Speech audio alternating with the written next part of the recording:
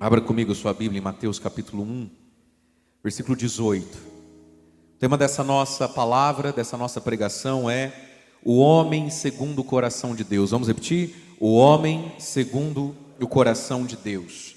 E nós vamos meditar um pouquinho, o homem segundo o coração de Deus. Como ele governa, como ele decide, como ele se enxerga e como ele vive. Nós vamos ter 3 momentos nessa pregação para responder. O homem segundo o coração de Deus.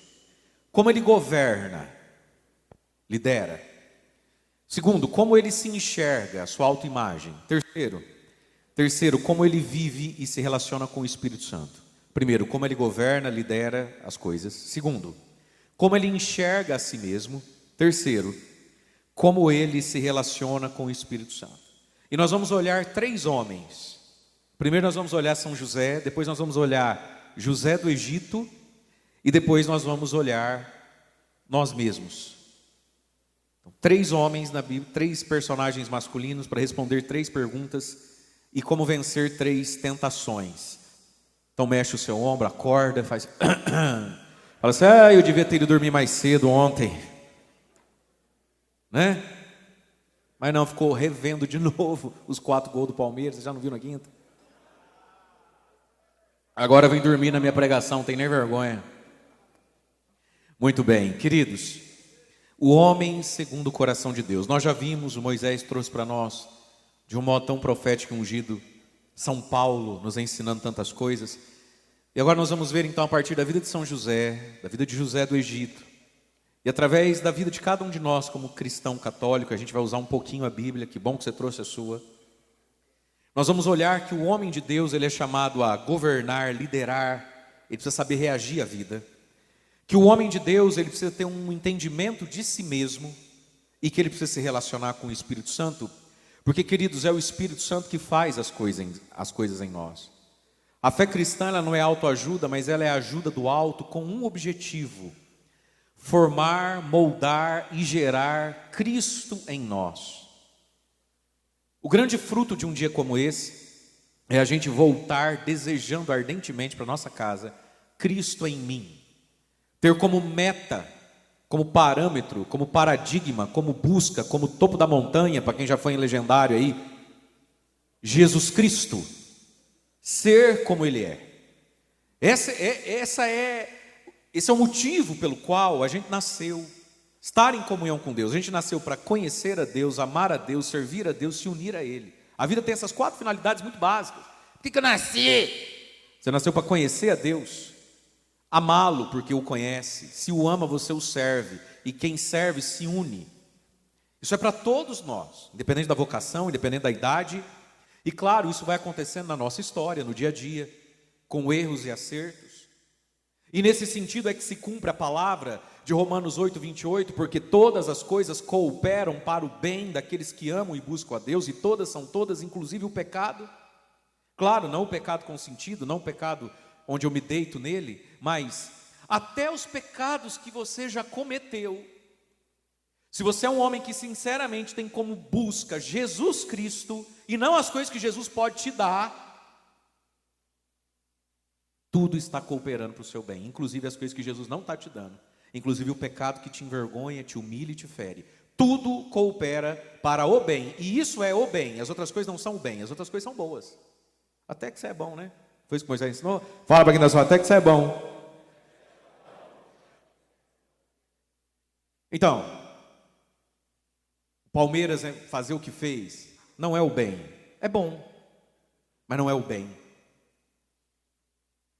E quando um palmeirense ou qualquer jogador do Palmeiras tem como meta na vida Jesus Cristo, virar aquele jogo coopera para o bem, mas se não tivesse virado também teria cooperado para o bem. É por isso, meus irmãos, que o cristão tem esperança. Presta atenção em mim. Nós estamos no jubileu da esperança, não é o jubileu do otimismo. O Santo Padre, o Papa Francisco, ainda em vida, instituiu esse ano para nós como o jubileu, o ano da esperança. E esperança não é otimismo. A esperança comporta dentro de si otimismo. Mas ser uma pessoa de esperança, um homem de esperança, é entender essa palavra: tudo coopera para o meu bem. Mas se eu não entendo o que é bem, eu perco o otimismo, eu perco a esperança com a vida. Então olha o que Paulo está dizendo: quem nos separará do amor de Cristo? Fome, nudez, doença, espada? Nada, nem ninguém me separa do amor de Cristo, a não ser a falta de esperança. Então, quando a gente tem essa meta na vida que é Jesus, eu começo a ler a minha vida como bênção, até naquilo que não é gostoso e não é bom. Ser eliminado e não ir para a final não é gostoso, mas coopera para o bem. Se o meu bem é Jesus, agora se o meu bem é ganhar de você, é trocar o carro, é ficar mais rico, é provar para o meu cunhado que eu também consigo, só ele acha que ele pensa que ele é quem, aí pronto, meu amigo, aí a vida oscila entre otimismo e desânimo. E muitas vezes na vida, talvez dependendo do que você está vivendo, você nem tem mais motivo para ser otimista mesmo. Mas a gente não vive do otimismo, a gente vive da esperança. Exemplo, eu já entro na pregação que eu tinha preparado, talvez Deus esteja falando aqui com muitos de nós. Você conhece a história de Santo Agostinho, sim ou não? Já ouviu falar dele, sim ou não? Um trem ruim, maluco, virado no giraia, que se converte com 30 anos, e a mãe dele, Santa Mônica, reza para ele se converter 30 anos, sim ou não? Já ouviu essa história? Que rezou para o maluquinho converter, beleza? Agostinho, o menino, jacaré na camiseta, short branco, havaiana branca, saveirinho rebaixada. É o, né? Entendeu? Isso é ele. Celular da maçã, chicletinho. Agostinho. Santo Agostinho, antes de se converter, quase matou Mônica do coração. Por quê? Alguns anos antes da conversão definitiva de Santo Agostinho, ele aceitou fazer catequese de adulto. Aquilo que a gente chama de catecumenato, não o movimento neocatecumenal, o catecumenato, para batizar os adultos. E aí então era sábado da vigília pascal. Agostinho, depois de muito aprontar, tinha feito a catequese e se preparou para o batismo. O dia mais próprio para se batizar adultos e crianças, mas sobretudo os adultos na igreja, é a vigília pascal, que é a celebração mais importante do ano. Não é sexta-feira santa, não é o dia que consagrou a Nossa Senhora, vai renovar a consagração, não é a festa do padroeiro. O dia mais importante da vida é a vigília pascal, da qual você vergonhosamente foge porque demora. Aí até vai no trido, né? Lava pés na quinta-feira santa à noite, instituição da Eucaristia, sexta-feira santa, né? Você já conseguiu parar de fazer churrasco, até come só uma latinha de sardinha ali, né? Porque é sexta-feira santa. Aí você consegue na celebração da paixão. Aí você nunca foi na vigília pascal, porque demora. Aí você vai em alguma missa do domingo, de Páscoa lá. Eu, até que me mandem o contrário, na minha paróquia, até porque ela é pequena e eu sou o pároco, eu nunca rezei, nem rezarei missa de domingo de Páscoa. Porque o sábado à noite cumpre o preceito da missa dominical. Então quem vai na vigília pascal, você participa do trido e vai no sábado à noite na vigília pascal, como toda missa sábado à noite, você já cumpriu com o preceito do domingo. Você não precisa ir no domingo. E eu não rezo por quê? Porque senão o povo não vai na vigília. Vai na quinta, vai na sexta, pula a vigília e vai em alguma missa do domingo, que é uma missa de Páscoa, que, claro. Você tem que ir na vigília pascal, que delícia, aquela missa de 4 horas, 7 salmos, senta, levanta, apaga a luz, acende luz, joga água. Nossa, adoro. Então eu, enquanto tiver essa autonomia, esses poderes, nunca rezei início de domingo de Páscoa, não rezo. Que é para ir na vigília, senão fica em pecado. 4 horas, e chega cedo, senão não cabe na igreja, vai ficar de pé lá fora, uma vez no ano, não mata ninguém. Esse é o dia mais importante da fé católica, a vigília pascal, na qual quem é batizado já, ergue a mão para eu ver quem é batizado já, baixa a mão, renova o seu batismo. E o que é o nosso batismo? É a nossa consagração e pertença a Deus. É a nossa identidade, está na água batismal. E uma vez por ano a gente renova isso. E isso é tão importante, tão lindo e tão sagrado, que para fazer isso a igreja nos coloca 40 dias de quaresma. Qual é a quaresma mais importante do ano? Não é a de São Miguel, que eu faço no YouTube antes de quem faz no YouTube ficar muito mais famoso que eu. Sempre fiz desde o seminário, quaresma de São Miguel. É uma piedade que, se comparada à quaresma litúrgica, some. O nosso batismo e renovar o batismo, a nossa pertença a Deus uma vez por ano é tão importante que a gente não pode ir lá sem ter feito 40 dias de uma vida mais intensa de oração, jejum, penitência e caridade com o pobre. Não é lindo isso, sim ou não? Fala para quem está do seu lado, mas isso eu já sabia, não sei porque ele não começa a pregação dele. Fala para quem está do outro lado, lembra que eu te falei esse dia, inclusive? Tá, volta aqui. Era então um sábado de vigília pascal, Mônica toda feliz e consolada, anos e anos de oração na orelha do Agostinho. O pai dele não ajudava, aí o pai dele morre. E vai, e ele apronta, desapronta, e troca de saveiro, e troca de namorado, e vai, até que quebranta um pouco, vai para a catequese. Mônica sai do banheiro, toda no laque produzida, aquela coisa mais linda, vigília pascal. Quando ela sai, está lá em Padre Mário, capítulo 15, versículos 19 a 21, depois você lê esses detalhes lá. Quando ela sai, ela olha na sala, está lá o Agostinho. Short, controlinho do PlayStation na mão. Parece que eu estou vendo a camisa do Flamengo, assim, aquela coisa horrorosa. Ela falou, Tinho, bebê da mãe. Oi, mãe, o que foi? Menino, e a vigília pascal do seu batismo? Vai lá colocar a roupa que a mãe comprou, tá na hora, senão não estaciona o carro perto, não. Porque essa São José Operário aqui é uma loucura. E esse não é São José Operário, o batismo do Agostinho. Ele falou, não, mãe, acho que não é hora, não me sinto pronta ainda. Isso é complicado essas coisas, né? 5 dias de acampamento é muito tempo, né, mulher? Noite de casal nós vai, que é mais curto. E Agostinho deu um migué na mãe, faltando meia hora para a vigília pascal. E não foi para a vigília, não foi se batizar. Mônica chorou, sofreu, foi sozinha. E a praga do Agostinho diz que não estava pronto ainda. Depois disso, Santo Agostinho vai se converter dali a alguns anos. Mas eu pergunto para você, no momento em que Mônica vê o filho pulando fora do batismo, Mônica perdeu todo o otimismo. Ela não tem o direito de ser otimista em relação ao Agostinho. Ela não pode mais esperar nada do Agostinho. Se ela continuar esperando algo do Agostinho, ela é idiota. Ela racionalmente não espera mais nada do Tinho. Mas Mônica não é uma mulher de otimismo, ela é uma mulher de esperança. Ela não espera mais nada do Agostinho, mas ela espera tudo de Deus. E dali a alguns poucos anos, o filho, que não dava motivo dela ter otimismo, queria se batizar, se batiza, vira padre, vira bispo e vira santo. Tanto que no fim da vida dela, ela morre jovem, ela vai dizer, Agostinho, meu filho, eu tanto rezei para você aceitar o batismo e conseguir numa missa de domingo comungar. Era só isso que a mamãe pedia para Deus. Agora eu te vejo bispo. Coisa linda da mãe. Chega uma hora, meus irmãos, e isso é esperança. Não espere mais nada, talvez, do outro, de um filho, da esposa. Aliás, não espere nem mais nada de você mesmo. Mas de Deus espere tudo. Deus tudo pode. Amém? Quem é católico pode aplaudir? Ou está difícil para vocês? Glória a Deus! E isso é esperança. E Mônica aprendeu isso. Ela não tinha otimismo, porque o Agostinho não dá razão para ela ser otimista. O bicho é duro na queda. Depois desse dia, onde ela vai para a vigília sozinho, e ele depois de um ano todo de catequese resolve mascar chiclete, jogar Play 5 na hora da missa. Ela falou, eu não espero mais nada desse menino. Mas ela continua esperando de tudo de Deus. Deus tudo pode. Deus pode para além da medicina, para além da psicologia, para além do sermão, para além do bate-boca. Deus pode para além de tudo. Amém? E isso é esperança. É melhor ter esperança com razões de otimismo, convenhamos. Amém?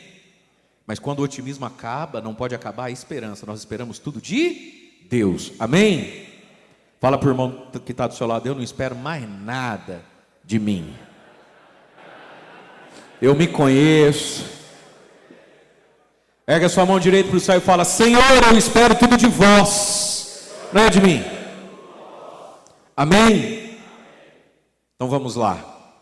Mateus 1,18, eu vou ler na tradução da minha Bíblia. Talvez é um pouco diferente da sua, os termos se completam. Quero de presente sua atenção. Vamos lá junto. Vamos olhar para São José e aprender dele uma postura que é muito do homem: governar, liderar e decidir. Mateus 1,18 diz assim: a origem de Jesus Cristo foi assim. Maria, sua mãe, estava prometida em casamento a José, e antes de passarem a conviver, ela encontrou-se grávida por ação do Espírito Santo. Versículo 19: José, seu esposo, sendo justo. José, seu esposo, sendo justo. Para aqui um pouquinho. O que é justo na Bíblia? Justo é santo. José não era excêntrico nem era exótico. Ele era justo, ele era santo. Você, para ser um homem de Deus, você não precisa ser excêntrico nem exótico. É uma postura do coração, do caráter. José é um homem justo. Será que a gente consegue dar retorno aqui nesses dois aqui? Para mim, um cabelinho só, filho. José é um homem justo. Jesus vai dizer um dia lá no Evangelho assim: quando você for praticar, tiquinha mais só, mas não é que faz nada. Isso, deu. Quando você for praticar a sua justiça, não faz para o homem ver, faz para Deus ver. Aí Jesus explica a justiça. Quando você for rezar, quando você for jejuar e quando você for dar esmola para o pobre. Isso é a justiça. Essas 3 coisas, pressuposto a vivência dos 10 mandamentos. Então, quer ser justo? Viver os 10 mandamentos, rezar, jejuar e ajudar os pobres. José era justo. Muito bem, versículo 19. José, seu esposo, sendo justo e não querendo denunciá-la publicamente, porque daí ele seria injusto, ele iria dizer: olha, o menino que está na barriga dela, essa barriga que cresce não é minha, não fui eu que fiz, eu não sou casado com ela, e se ele é justo, ele só pode colocar um bebê dentro da barriga depois que casa. Esse menino que está na barriga não é meu. Só que segundo a lei, se não é dele, é adultério. E se é adultério, ela tem que morrer como adúltera, apedrejada. Só que José, meus queridos, o glorioso São José, nem por um segundo duvidou de Nossa Senhora. Quando ela volta, depois de 3 meses, da casa de Isabel, com a barriguinha crescendo, São José sabe que não é dele e sabe que não é de homem nenhum. Por quê? São José lia a Bíblia, você não, mas São José lia. Ele sabia que um dia uma jovem filha da tribo lá de Sião iria conceber e dar à luz um filho. José vivia nessa esperança de que um dia uma moça iria ficar grávida sendo virgem. Ele só não imaginou que isso ia acontecer na vida dele, na casa dele. Ele só não imaginou que a situação o envolveria. Por isso que ele tem medo e quer ir embora. Não é porque ele desconfia de Maria. Ele sabe que Maria continua virgem. Ele sabe que ela não deitou com ninguém, mas ele ficou com medo do tamanho da missão. Porque se está acontecendo em Maria o que Isaías falou há 700 anos atrás, logo essa menina é muita areia para o meu caminhão. Esse menino, eu não sei se eu dou conta, eu sou só um carpinteiro. Correto? Então é por isso que José não denuncia Maria. Porque ela vai morrer como adúltera. Mas ele sabe que ela não é adúltera. Ele sabe que Maria é um mistério. Ele sabe que Maria é um dom de Deus. E ele não se sentiu capaz. Pega quem está dormindo aí do seu lado, no ombro, e fala: você é capaz da mulher que tem. Você é capaz dos filhos que tem também. Pega quem está na sua frente, chacoalha. Fala: não dorme não, que você é capaz até de ficar acordado. Amém, vamos lá. Não queria despedi-la secretamente porque ia acontecer a morte dela. Mas no que lhe veio esse pensamento, outras Bíblias dizem assim: enquanto pensava sobre isso, enquanto pensava, enquanto rezava. São José não era um homem estabanado, então vai papu. Não, pensava, rezar. Enquanto pensava sobre, apareceu-lhe um anjo em sonho, um anjo do Senhor, que lhe disse: José, filho de Davi, não tenhas receio nem medo de receber Maria, tua esposa, o que nela foi gerado vem do Espírito Santo. Queridos, não tenhamos medo daquilo que o Espírito Santo está gerando. Talvez você está aqui, você já está com medo. Porque você não vale muita coisa, mas burro você não é. Você fala assim: por que eu vim, rapaz? Ih, agora não pode mais nada. Ih, você quer ver que agora a gente não presta, mas burro a gente não é. Você foge de um acampamento até hoje, por quê? Porque você é burro? Nada, você é mais esperto que quem foi. Sem isso, você já sabe o que tem que mudar se for. Então, por isso que você não vai. Por isso que tudo que a tua mulher chama, você não quer por quê? De igreja. Porque sem ir, você já sabe. Sem ir, você já sabe. Talvez você não valha muita coisa, mas você é mais esperto do que nós. Não tenha medo do que o Espírito Santo está gerando, José. Para que ter medo da obra do Espírito Santo, da novidade de Deus na sua vida? Não tenha medo da novidade de Deus na sua vida. E Deus, meus queridos, Ele entra na nossa vida, Ele vira as coisas do avesso. Deus entra na nossa vida e fala: para com isso, melhora isso e começa isso. 3 coisas acontecem com você e comigo sempre, toda vez que a gente escuta a palavra de Deus. Ao mesmo tempo a gente entende: isso aqui tem que parar, renunciar. Isso aqui tem que ser melhor. E isso aqui, nunca nem tinha pensado, tem que começar. Quantas coisas acontecem ao mesmo tempo, sempre que você escuta a palavra de Deus? 4, 5 ou 3? O que eu falei aqui? Quantas coisas acontecem ao mesmo tempo? Uma coisa para parar, chega, deu. Uma coisa para melhorar, até que você está bom. E uma coisa que você nem tinha pensado, é novidade para você. Porque lá na minha família nós não fomos educados assim, então. Mas agora é uma novidade que Deus está se apresentando para você. Uma coisa para parar, uma coisa para melhorar, uma coisa para iniciar. José, não tenha medo do que o Espírito Santo está gerando. E aí diz a palavra, ela dará à luz um filho, porá o nome de Jesus, você vai educar o menino, darará. Versículo 24, vou até grifar aqui com o meu verde palmeiras.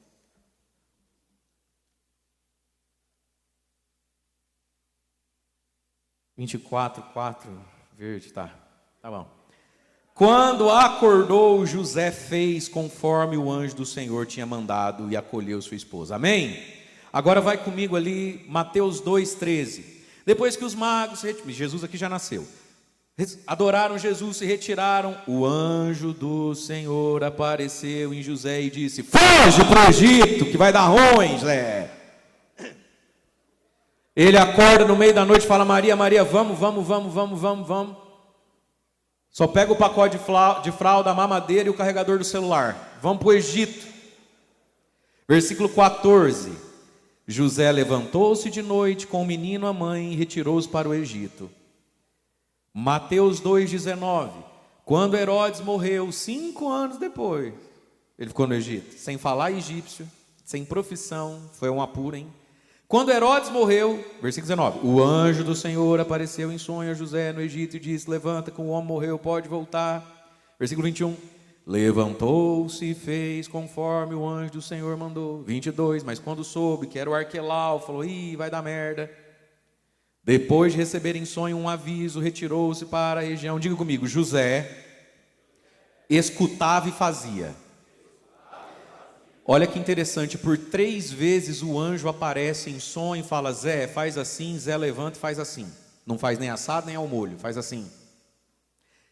Mas São José agiu 4 vezes. 4 vezes. Primeira e segunda vez, Deus fala com ele através do anjo, amém? Ele escuta e faz. Na 4ª vez também. Mas a 3ª vez é muito interessante. Depois da 2ª vez, o anjo fala assim: Zé, morreu lá o maluco, pode voltar. Aí ele está voltando.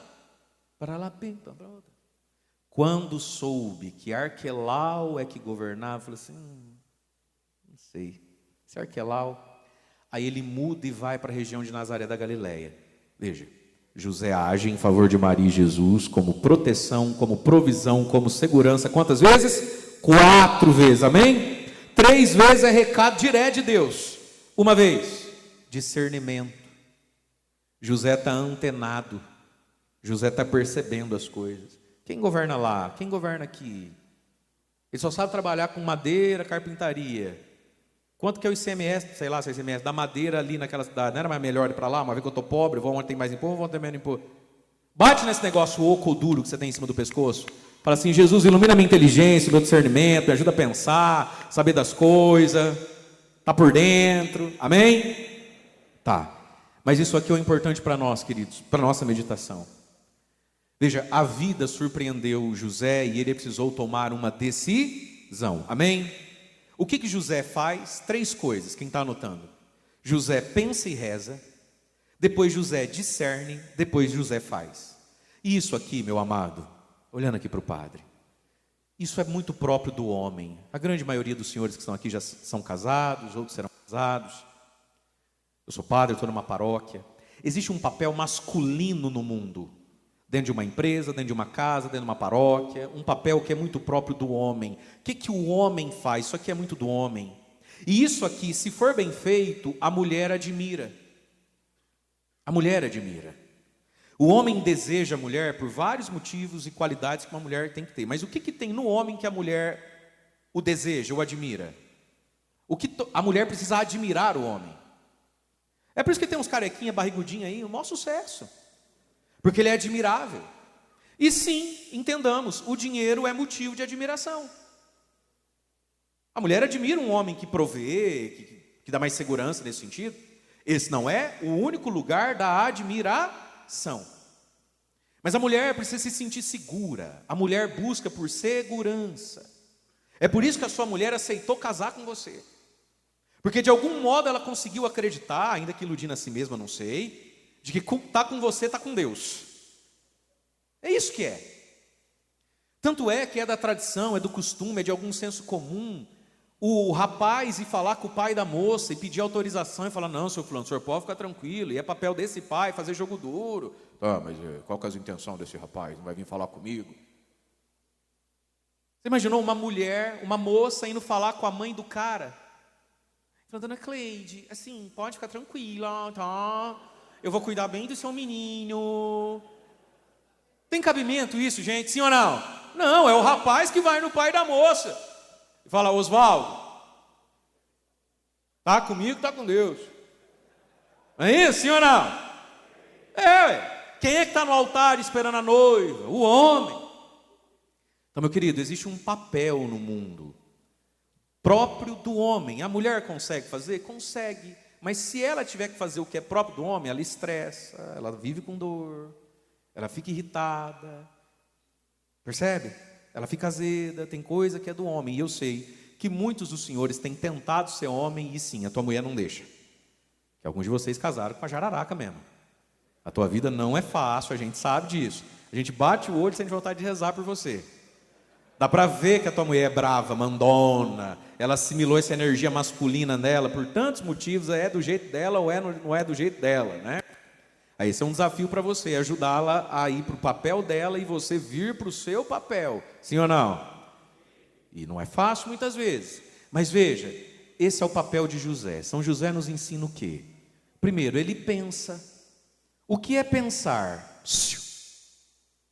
Ele tem um problema, logo, ele nem sabe o que fazer. Mas aí ele começa a pensar e se apresenta diante dele soluções. Ficar quieto, fugir no meio da noite, contar para o pai dela, ele está pensando. O que um homem faz? Ele pensa, ele não fala assim, decide lá com a tua mãe, o que ela falar também, tá bom, cansei, estou cansado.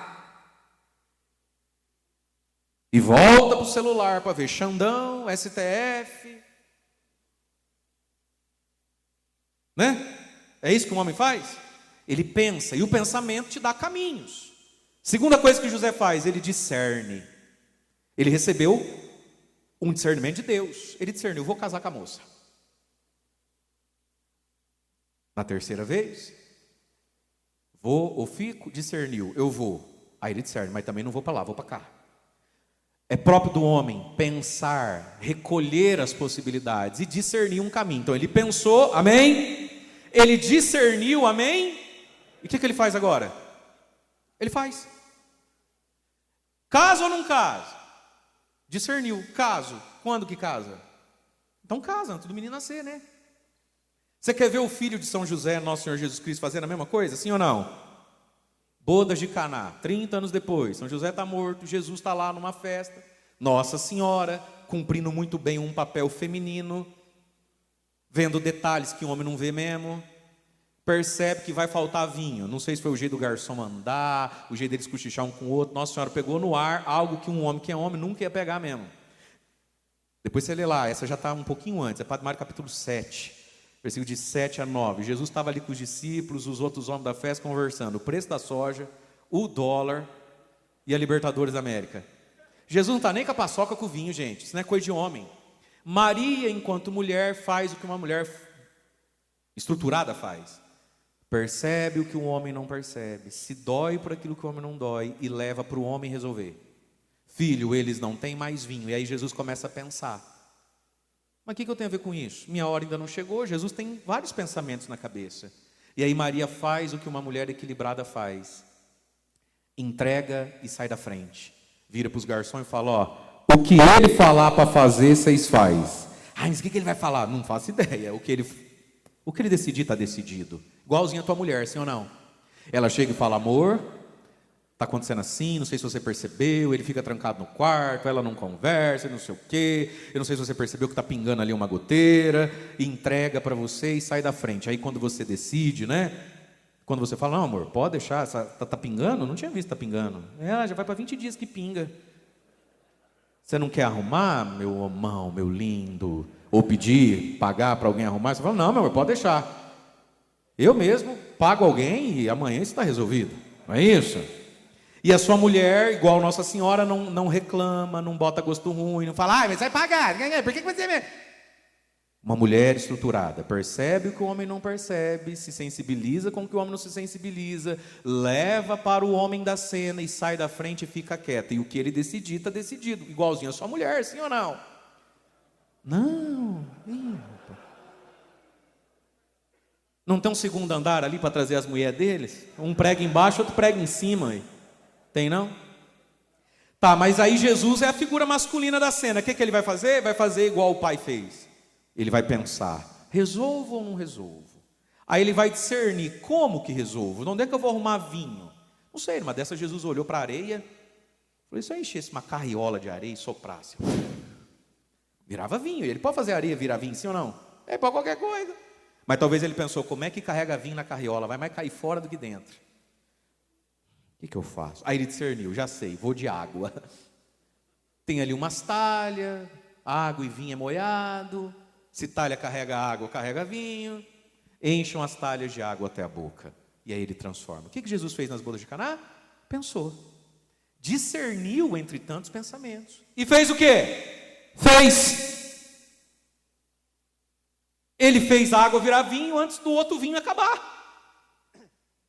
Vamos, filho! Dá uma cotovelada no teu amigo do lado e fala, vamos, filho! O vinho está acabando, meu amor! Vamos, queridão! O vinho está acabando! O homem, ele pensa, ele discerne e faz o que discerniu. Porque, José, o menino vai nascer, você não casou ainda? Jesus, o vinho vai acabar. Faz o que você discerniu. Então é muito do homem isso aqui. É você que pensa, discerne e faz. Você precisa fazer. Percebe isso? Pensar, discernir e fazer. Jesus, nas bodas de Caná, faz a mesma coisa. E isso, meu querido, causa segurança. Isso causa admiração. Moisés falou aqui tão bonito. Uma mulher que poderia ser toda sua, ela te sente como cruz. Percebe? Porque talvez ela está clamando, os filhos em casa sentem isso, que o pai não pensa, não discerne, não faz. É você que pensa, discerne e faz. O homem é a segurança da casa. Meu querido, na sua simplicidade, com o salário que você tem, com quem você é na sociedade, você pode dar um show, você pode ser o herói, você pode ser o mito da sua casa. Gente, de verdade, a minha mãe, ela é louca no meu pai. Doidinha no meu pai. A última vez que a gente foi para a praia, eu tive a oportunidade de ficar um pouco com a minha mãe. Todo mundo saía ali, eu fiquei com a minha mãe, eu tive uns assuntos com a minha mãe. A minha mãe é doida no meu pai. E quem é o meu pai? Você bater no olho no meu pai é um homem comum, normalzinho da Silva Sauro. Mas para ela, ele é o quê? Segurança. Ele é de palavra, ele é de atitude, percebe? E o homem tem o dom de tirar o medo com uma palavra.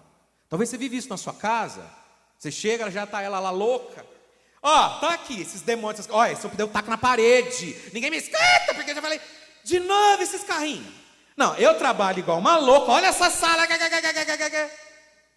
Aí chega o pai. Se ele entende o papel dele, o que você faz? Com meia palavra você resolve o que ela não resolveu gritando 1 hora. É ou não é verdade? Bagunça é essa. Respeita a sua mãe. Vai guardando esse carrinho. Banho, que depois o pai vai pedir pizza. Banho. Você com 3 palavras e uma promessa que não vai cumprir, faz o que ela não fez a tarde inteira. E vou dizer, porque ninguém me escuta, que chega você, é isso aí. É, padre, porque assim, a gente para, a gente põe no mundo, a gente se mata, não respeita. Aí chega o pai. Eu não sei o que tem nesse pai. Ô, minha senhora, dá graças a Deus. E se a tua mulher reclamar com você, ninguém me escuta nessa casa, aí você chega, não sei o que é. Não discuta. Porque ela não quer solução, ela quer... Você que sabe, né? Abraça ela. Eu falei, por que eu estou aqui, meu anjo? Para resolver o que você não resolve. Está comigo, está com Deus. Esse é o teu lugar. Pronto. É masculino isso, tirar o medo. Pouca palavra, norte, direção.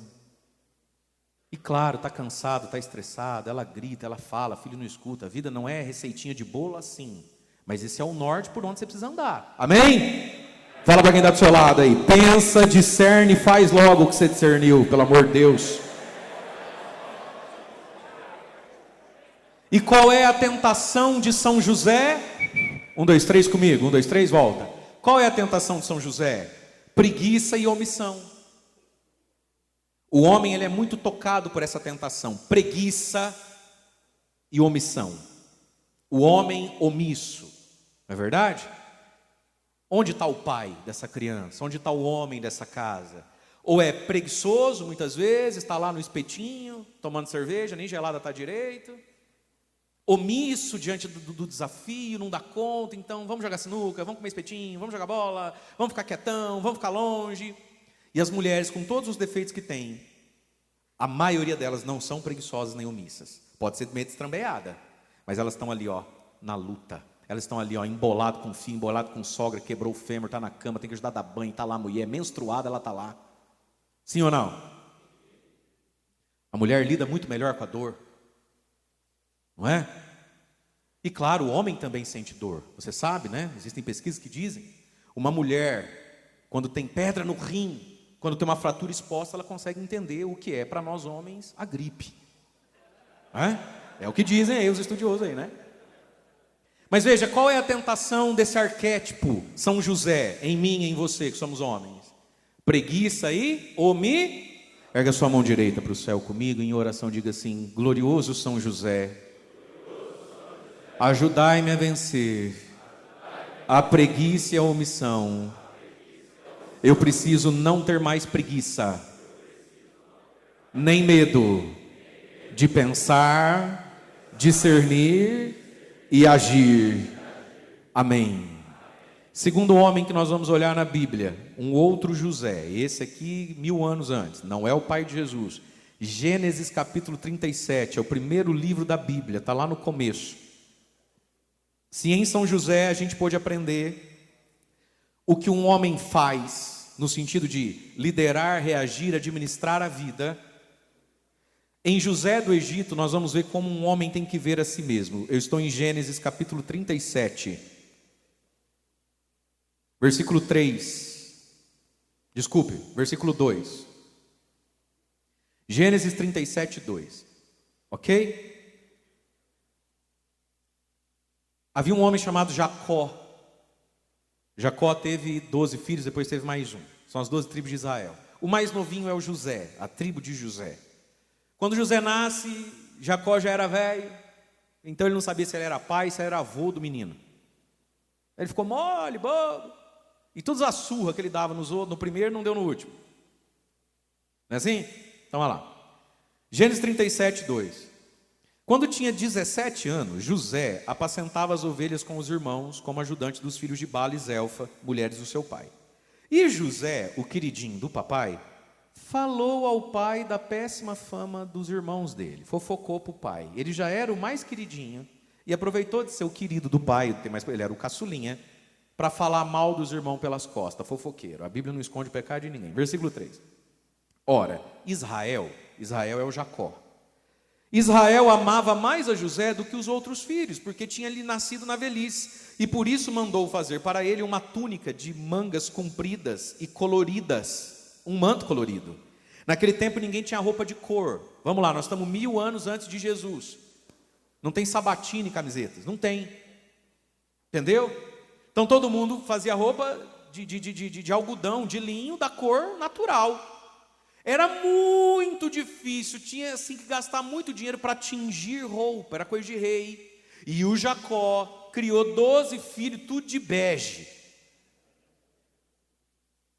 Quando nasce o José, que ele já é velho, o José é mais dócil a ele se apaixona pelo próprio filho, a mistura de pai com vô, ele vai lá, gasta o dinheiro que não tem, ele mesmo coloca a mão e faz um manto para o menino, que também está lá em Padre Mário, capítulo 22, versículo 6. Era um manto assim verde, branco, uma estrelinha vermelha. Quando os irmãos viram, para nós o manto é bege, ninguém nunca teve um manto novo, porque família de pobre é assim, né? Vai herdando a roupa do gordo, não é isso? Do mais velho, e vai passando. Agora nasceu Zezinho, o manto é colorido. José é muito amado. José tem um manto colorido. O que mais José tem? Diz lá, versículo 5.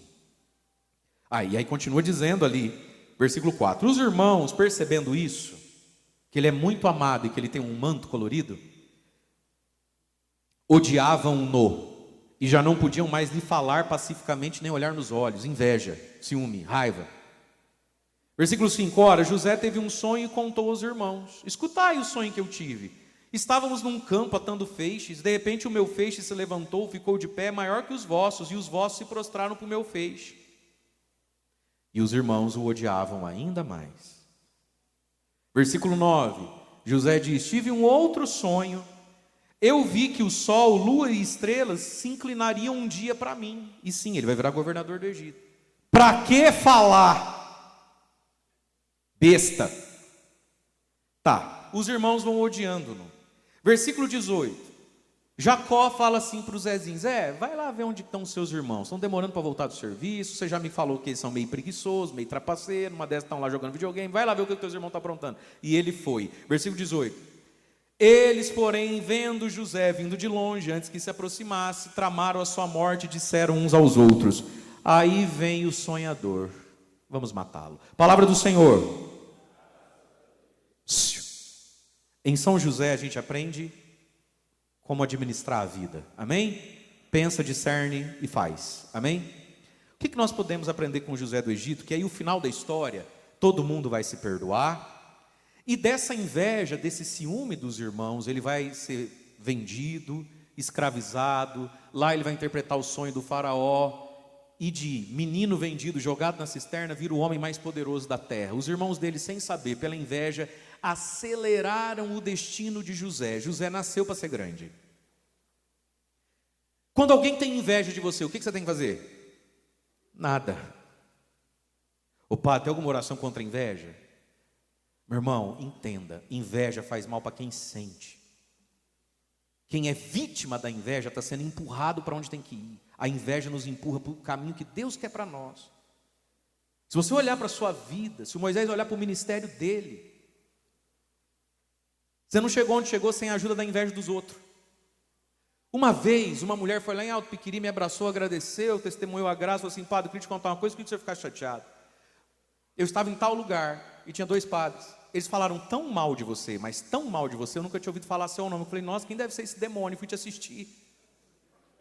Obrigado, padre. Falei: a senhora não quer comprar uma cartela de São José também, que nós estamos construindo? Ela falou: eu vou levar 5.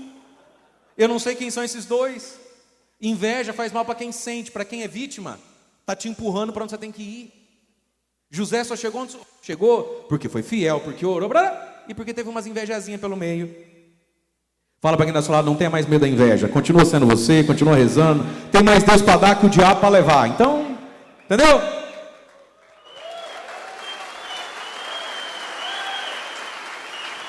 Glória a Deus. No final da história, José está lá no Egito, governando o Egito. Só no Egito tem as 7 vacas magras, 7 vacas gordas, só lá tem trigo. E o faraó diz assim: ide a José, que é uma figuração de São José. Ide a José, ele vos dará o pão. E aí os irmãos dele um dia sobe lá, tudo morto de fome, não reconhece ele. Ele reconhece os irmãos, ele perdoa todo mundo. Ele fala: busca papai. Aí já nasceu o Benjamim, que eu nem conheço. Traz para cá, mora aqui comigo. E a história, o final é feliz, é maravilhoso, amém? Mas o homem segundo o coração de Deus, igual a São José, sabe? Pensar, discernir e fazer. E como José do Egito, o homem segundo o coração de Deus, ele precisa saber 3 coisas sobre ele. Primeiro, eu sou muito amado. Bate no teu peito e fala: eu sou muito amado. Querido, tira essa descrença do seu coração de que você não é amado. José se sabia muito amado, amém? Segunda coisa que o homem segundo o coração de Deus precisa saber de si mesmo. Primeiro, que eu sou muito amado. Segundo, tomar posse do manto colorido. Você precisa tomar posse do manto colorido. O manto colorido é o teu dom, é o teu talento, é a tua unção, é o teu carisma. Terceira coisa, você precisa ter um sonho. O homem, segundo o coração de Deus, ele é muito amado, ele tem um manto e ele tem um sonho. E o que é sonho aqui? Sonho, se você olha a vida de José do Egito. José do Egito, quando morre, a vida dele fica dentro das pessoas. O que ele carregava consigo fica dentro das pessoas. Ele morre, mas o que ele deixou é eterno. O homem, segundo o coração de Deus, ele tem um sonho que é mais do que trocar o carro. É mais do que comprar aquele apartamento na praia. O homem, segundo o coração de Deus, ele tem um sonho, e os sonhos dele é ser de Deus, é levar as pessoas para Deus. É algo que, se eu morro, fica dentro de você para sempre. José tinha isso consigo. Agora, quem quer ser esse homem igual José do Egito? Só eu? Erga a mão para eu ver se você quer também. Você quer sim ou não? Se prepare para a inveja. Porque alguém que é muito amado pelas pessoas, alguém que evidentemente tem um manto, uma particularidade, alguém que tem um sonho, amigo, vão te invejar. Vão falar mal de você, vão te excluir daqui, vão desviar o olhar do seu. Aí. Agora, se você não aguenta isso, Deus nem pode levantar você para nada. Ué. Você precisa ter as costas um pouco. É muito homem milindroso, hein? É muito homem mimizento, é muito homem não me olhou, não me convidou, não me chamou, eu estou me sentindo excluído. Você parece uma boneca de barba. Hello Kitty. Você não vai para frente não, filhão. José, você quer governar o Egito um dia? Quero. Você aguenta a inveja? E é a inveja de quem está perto, não é a inveja de quem está longe. É a inveja de quem está longe. Tanto faz a inveja de quem está longe. É a inveja de quem está perto. E José passou nesse teste, amém? Mas homem, você também é amado. Qual é o teu manto, querido? Dica número 2. Primeiro você tem que estar pronto para a inveja, sim ou não? Quando você sentir inveja de alguém, posso te dar uma dica que vale ouro? Não lute contra quem tem um manto. Não lute contra Deus através do outro. Não sei o que vê nesse menino. Você não sabe, Deus é que sabe. Não lute contra o manto do outro. Não adianta lutar contra José. Toda vez que você luta contra José, você só empurra ele mais para cima. Fala, nossa. Fala, ainda bem que eu vim. O homem de Deus, como São José, pensa, discerne, faz. O homem de Deus, igual José do Egito, se sabe, se sente, se experimenta muito amado. Toma posse do manto e ele tem um sonho. Ele tem um vislumbre para a vida dele. Amém, meus queridos? Erga sua mão direita para o céu e diga assim: São José, eu quero ser como o outro José. Não duvidar que eu sou muito amado por Deus e por pessoas. Eu não quero mais esconder o meu manto colorido por timidez, vergonha e medo. E eu quero ter em mim sonhos de Deus em mim. Amém? Mas se a tentação de São José, desse momento da vida onde você tem que pensar, discernir e fazer, se a tentação é omissão e preguiça, qual é a tentação do José do Egito, esse momento da nossa vida, onde nós temos que tomar posse? Sou amado, tenho um manto e tenho um sonho. Qual é a tentação? Soberba e falta de caridade. Foi os 2 pecados do José do Egito. Primeiro, a soberba. Para que você vai falar para o outro que o outro vai ser teu empregado? Lembra o tempo da escola? Toda escola tem, né? A galera do fundão, aí tem os normal e tem o CDFzinho, o nojentinho. E aí, porque sofre bullying do fundão, ele pega e fala assim: um dia vocês vão ser tudo meus funcionários. E geralmente isso é verdade.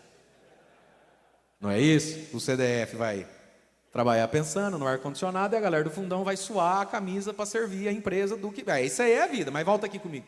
Para que falar, né? Ele falava para os irmãos: porque eu vou ser grande. É porque eu sinto que eu... E qual é o problema de você ficar contando os seus sonhos? O problema de você contar seu sonho é que sonho, meu irmão, é uma fotografia do futuro. Sonho é um espelho do seu futuro. E muitas pessoas sabem que elas não vão fazer parte do teu futuro. Então fica quieto. Entendeu? Quando você fala demais do teu sonho, pessoas olham e falam: eu não vou fazer parte disso, né? Ela simplesmente sabe. Aí você arruma inimigo. Você arruma para a cabeça. Você não fica mais quieto. A gente vive num mundo hoje onde tudo se publica, onde tudo se recorta, onde tudo se anuncia. A gente sabe o que você come, onde você está. Tudo é stories, tudo é status, não é isso?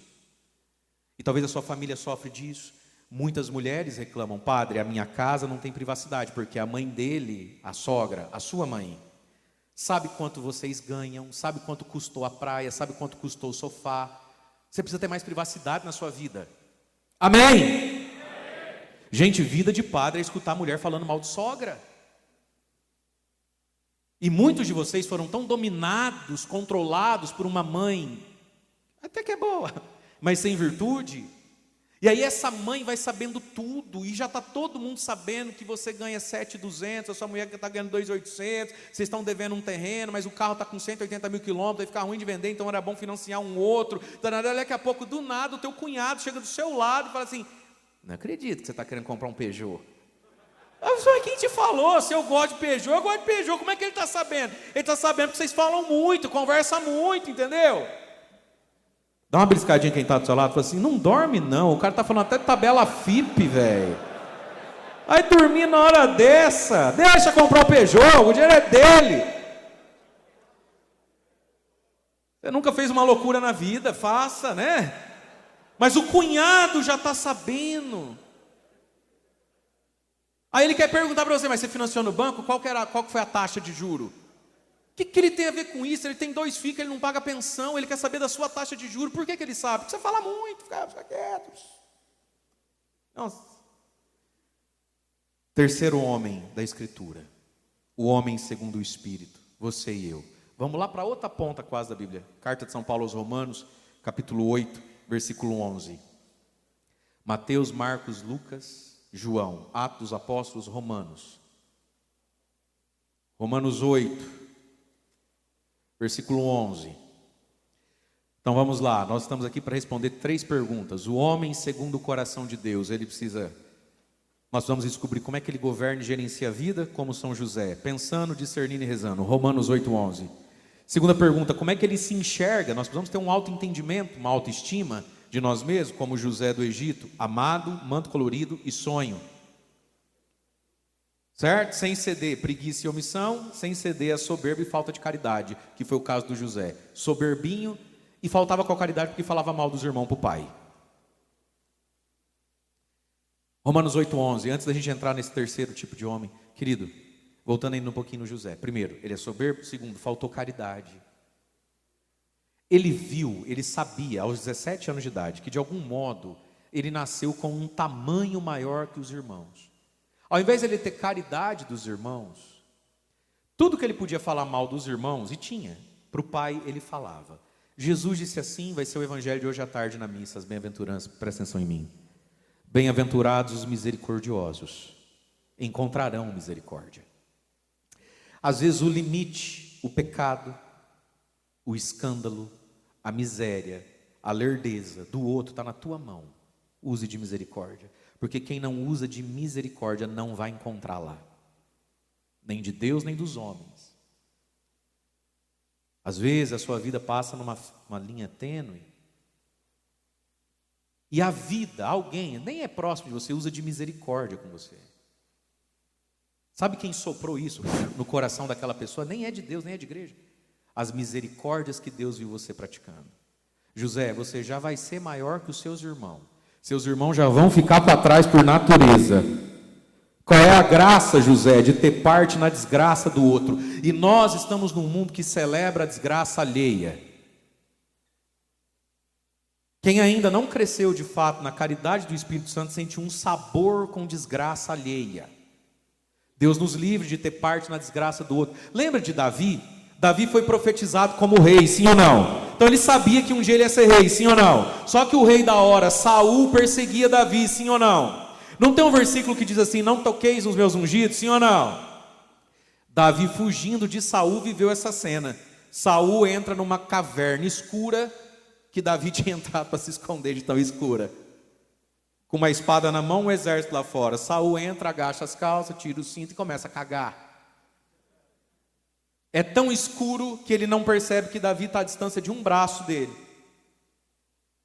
O amigo de Davi sopra no ouvido do Davi. Davi, é agora, é Deus, vem do céu. Nós não vamos ter outra chance dessa. Arranca a goela dele fora. Bora.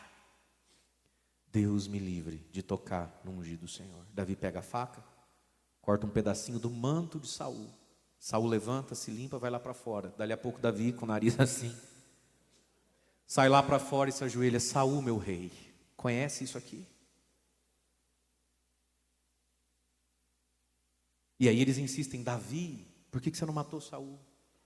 Falou assim, porque se for para ele cair, e ele vai cair, eu não quero ter parte com a queda dele. Não tenhamos parte com a queda dos outros. Os misericordiosos encontrarão misericórdia.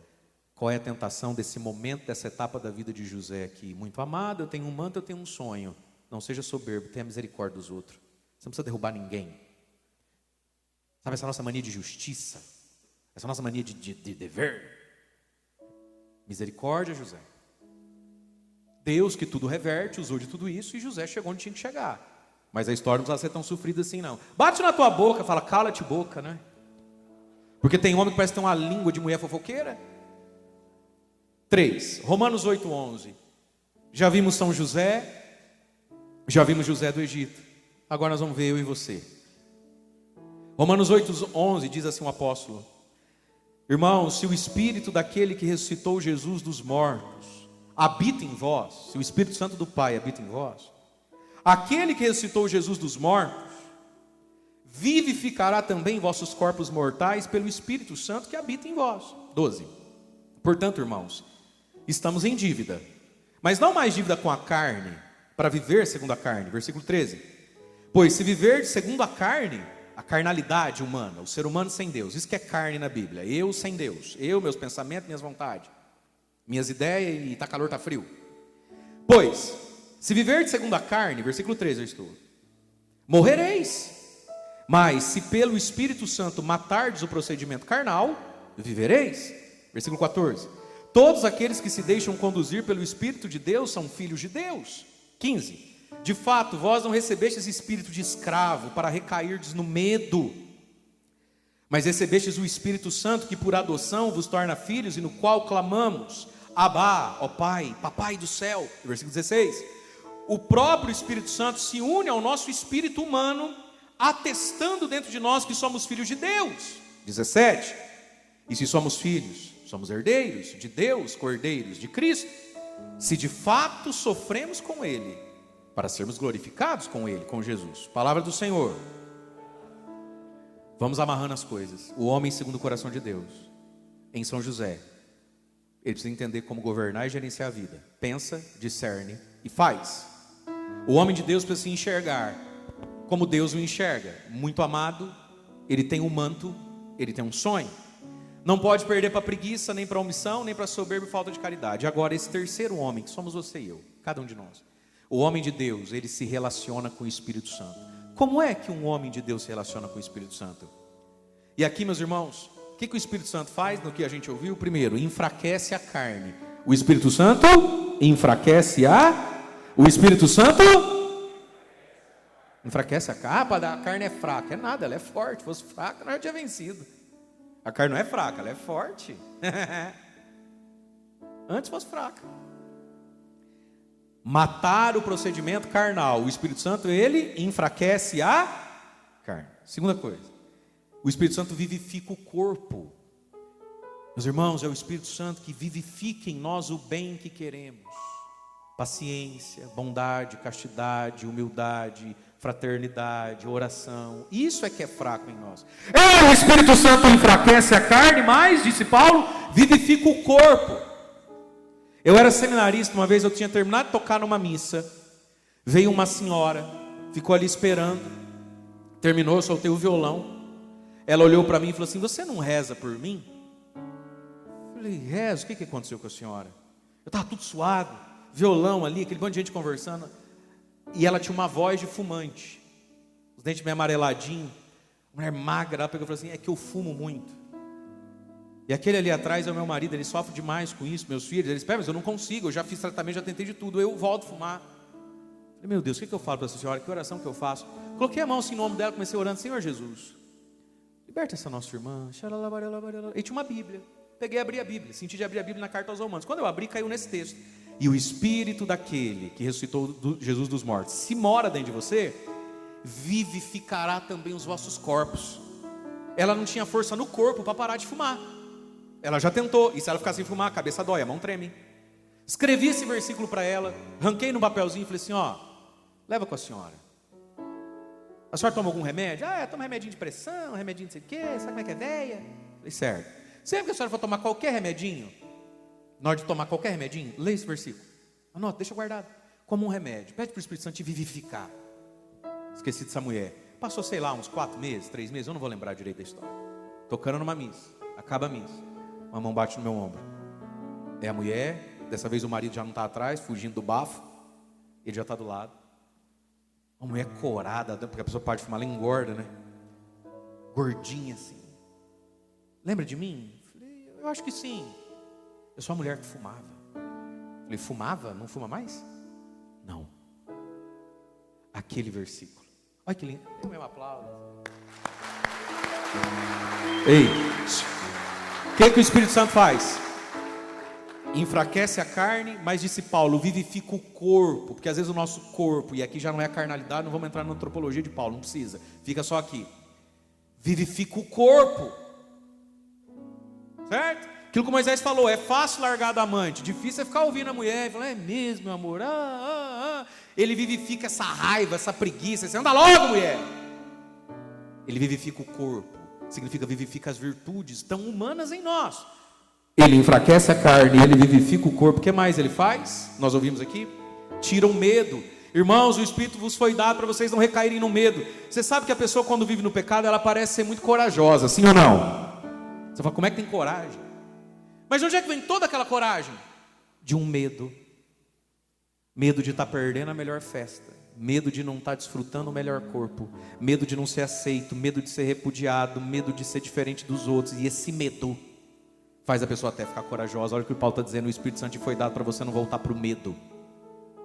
O que o diabo fez com Adão e Eva? Incutiu o que em Adão e Eva? Medo de Deus. Medo de, se eu não comer aquela fruta, vai que eu passo em branco na vida. E o medo de não ser pertencente ao mundo fez comer a fruta. Depois aí tem medo do julgamento de Deus. Enfraquece a carne, vivifica o corpo. O que mais o Espírito Santo faz? Tira o medo. Qual quarta coisa o Espírito Santo faz? Nos dá a comunhão com o Pai. Deus é Pai.